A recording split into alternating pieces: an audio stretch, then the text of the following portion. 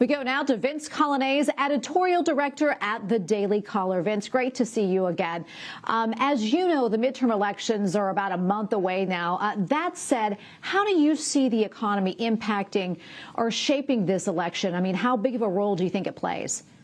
It's huge. The economy is top of the list for so many voters nationwide, especially in these critical races that are on the margins. And voters care sincerely about their economic misfortunes right now, and especially inflation. Just that they're poorer now, that everything is so much more expensive, and whatever wage increases they've had over these last 2 years just haven't kept up. So voters feel that, and that does bring people out to the polls when they're that directly impacted by the behavior of their government. Of course, the other big issue I think that's really activating voters right now, especially in some of these key Senate races, places like Pennsylvania and Wisconsin, is crime. Crime is a big issue that is bringing voters out. They are not happy with the amount of crime that's increased in the United States, especially in their states, and they'd like to fix that. So that will bring voters out this November. Vince, what about the role abortion is playing leading into the midterms? And do you think this issue is playing more to one party? I think at the outset of the Dobbs decision, you saw a lot of energy among Democrat voters who are very enthusiastically, among those who are enthusiastically pro-abortion.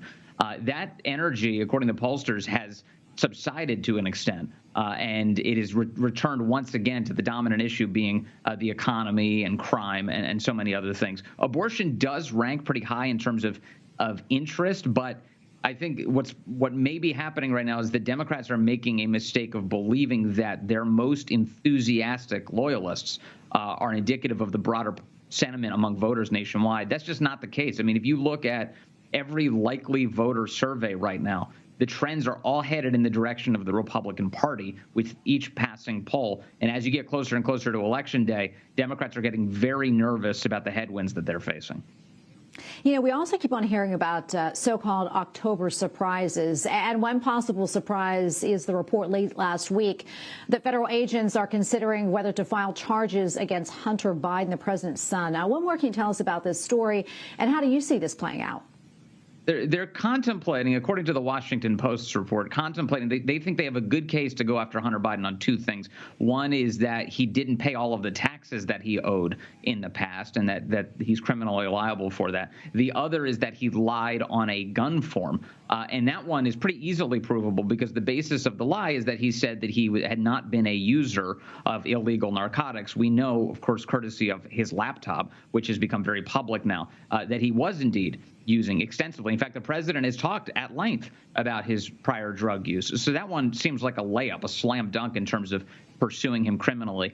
What's interesting about this story, though, is what's not included. So those two cases, that's a big deal for anybody that the feds are contemplating charging you with something. But what's not included is foreign lobbying charges, concerns about the way he was making money from foreign governments and the extent to which his own father, that is the current president of the United States, may have been implicated in those schemes. The emails on his laptop indicated that he was potentially, that is Joe Biden, on the receiving end of 10% of a massive cut with a Chinese energy company. That's where the phrase 10% for the big guy comes from. And you also have Hunter Biden's former business partner, Tony Bobulinski, saying now on repeated occasions on the record that Joe Biden was absolutely involved in his son's foreign business dealings. That is a massive scandal, and it's left untouched in this latest Washington Post reporting, which says that the FBI is far more interested in other things.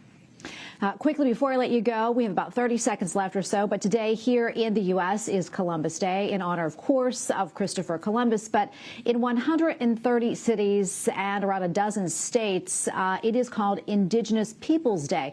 Vince, I want to get your reaction to this move away from honoring Christopher Columbus. Well, notice it's not an effort to create a separate so-called Indigenous Peoples Day. It's meant to explicitly dishonor Christopher Columbus, which is why it's established on the same date.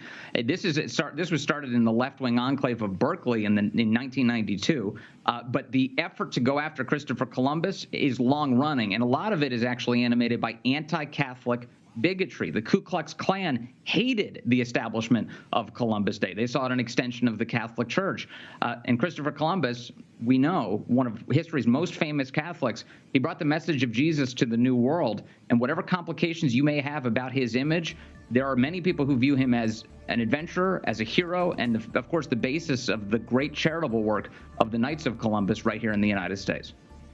Absolutely, indeed. Vince, thanks so much for coming on. Always appreciate your insights. Great to talk to you. Thank you.